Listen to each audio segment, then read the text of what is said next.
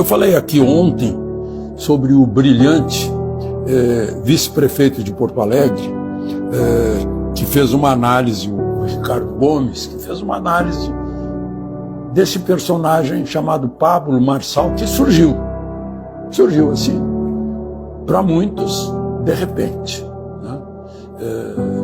Minha mulher já conhecia ele, eu não conhecia, fiquei sabendo da existência dele em maio, quando ele foi um dos doadores, fortes doadores, para os desabrigados das enchentes do Rio Grande do Sul.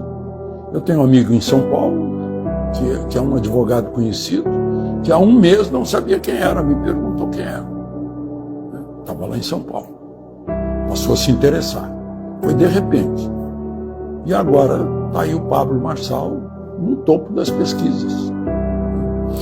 Bom, aí eu falei da análise feita pelo prefeito de Porto Alegre, vice-prefeito de Porto Alegre, e agora eu vejo uma análise também muito lúcida, como tudo que ele escreve, do José Roberto Guzzo, na revista Oeste. Aí eu anotei aqui algumas coisas, né? Esse fenômeno político que invade, ele é um intruso nesse cartório que é a política brasileira. Está cheio de intrusos aí. O Fanaten, muita gente. Melhor não citar Nicolas, Geyer, esses jovens que estão aparecendo aí, Zucco, de outros estados. Tem muitas novidades. De gente que está se intrometendo no sistema. E o sistema está dizendo, não cheguem, isso é nosso. A política é o nosso negócio. Quando me convidaram, e não foi só uma vez, para entrar na política, eu dizia, eu não tenho altruísmo suficiente para entrar na política. Porque quem entra na política é para se doar, para se dar.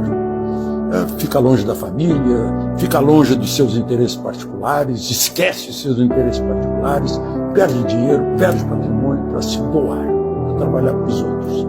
É assim que eu vejo a política.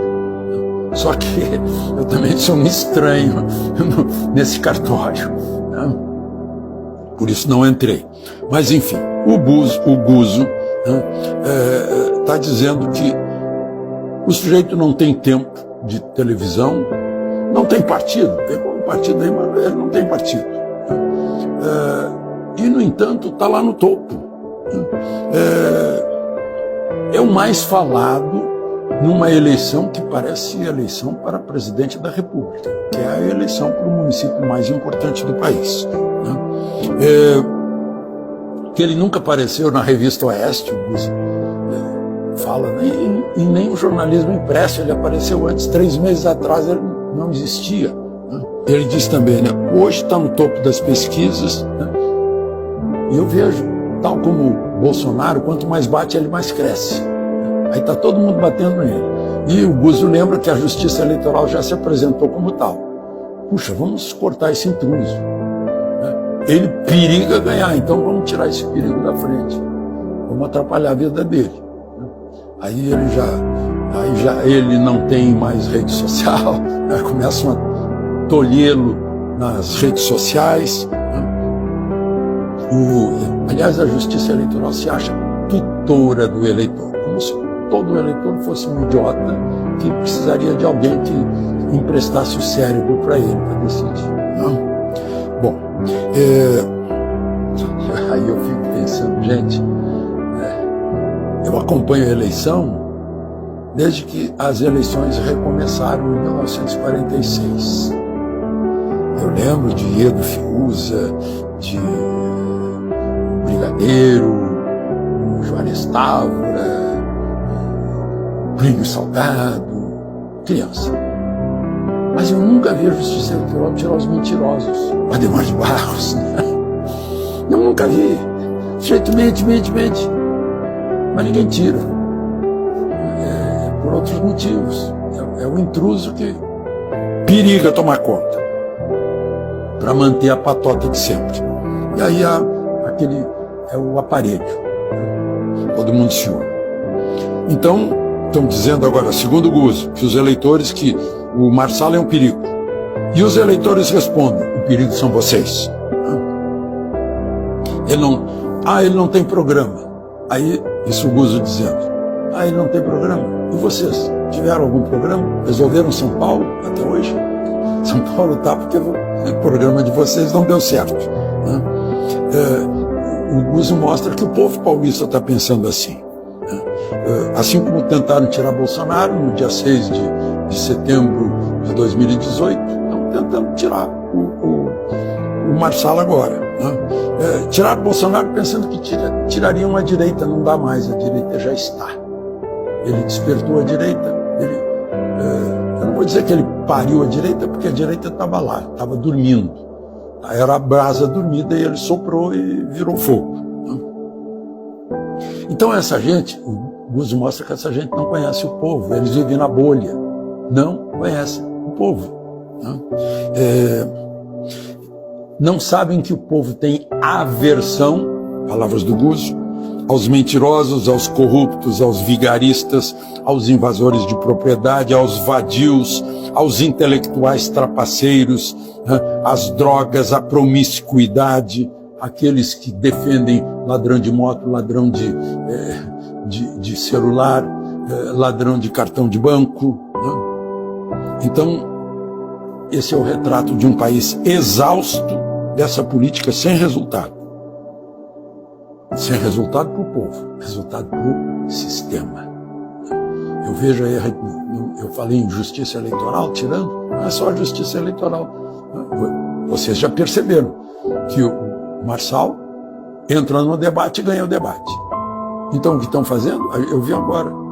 Aí desistem do debate. Não, então não vamos fazer debate, porque senão ele ganha. É incrível. Bom, aí minha gente, na minha idade, eu fico arrependido de não ter olhado mais para o Dr. Enéas Carneiro.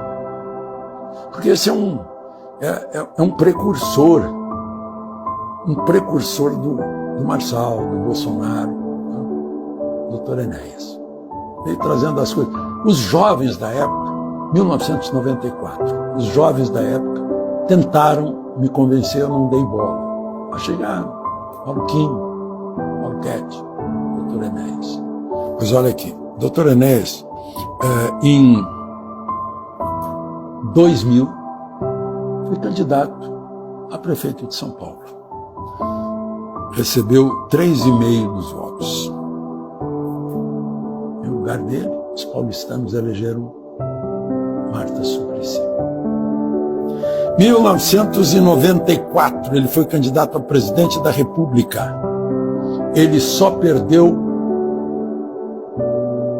perdeu para Fernando Henrique e para Lula. Gente, ele ganhou do Brizola e ganhou do Quércia.